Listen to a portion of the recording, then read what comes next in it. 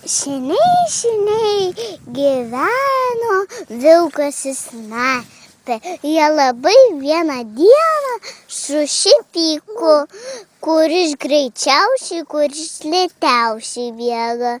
Tai jie taip susipykosi, kad netgi gyvūnai visi išsigando.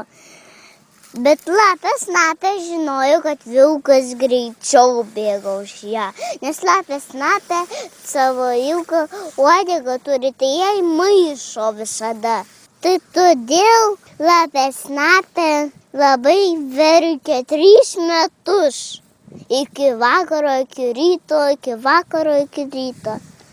Ir tada vieną dieną jos uodega pailgėjo, bet jinai greičiausiai bėgo lapė snapė.